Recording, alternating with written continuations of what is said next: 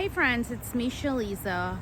I feel like recently there's been a lot of talk about earthquakes. We know that just recently there was a very big earthquake in New Jersey. There was also one in Taiwan. And with the great American eclipse just past us, a lot of people have been talking about earthquakes because the last time we had an eclipse of that nature, a very long time ago, I think it was 1811 or somewhere around that, there were a number of very large, historically large earthquakes that followed. So what does that mean? What does all of that mean? Is it something we need to prepare for? Should we be scared? How should we proceed? Well, first of all, the Bible is full of earthquakes, and earthquakes biblically can be seen as a token of the presence of God. Yes, sometimes earthquakes have been a signal of warnings and of judgment, but it reminds us that there is a God and we need to obey and follow him. So let's just talk about earthquakes really quickly.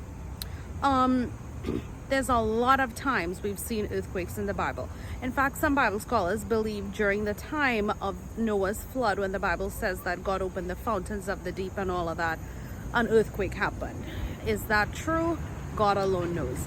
A lot of other Bible scholars believe that during the time of the Red Sea parting, when Moses and the Hebrews would have gone through the Red Sea, that there was an earthquake at that time. Now, the Bible does not specifically say that, but yet it is very possible. And we see earthquakes in the time when they were sojourning to the promised land. There was an earthquake when Moses went up to Sinai. There was an earthquake when Dathan and company were complaining against Moses and the earth opened up and swallowed them. We know that there was an earthquake at the crucifixion of Jesus. There was an earthquake at his resurrection. There will be an earthquake when he returns in the second coming. There will be an earthquake during the Gog of Magog war. There will be an earthquake at Armageddon.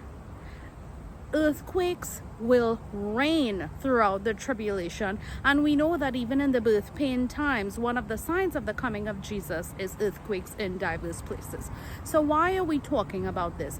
This is not to go and prepare for doomsday. That's not the purpose of me speaking about this. The purpose of me speaking about this is to prepare you that the Lord is going to come, is to prepare you that now is the time to keep your eyes on Jesus. Now is not the time to go into fear and into panic. Now, I'm not saying you should not have at least some extra groceries in your house, or you shouldn't have extra cash. Of course, that's wisdom.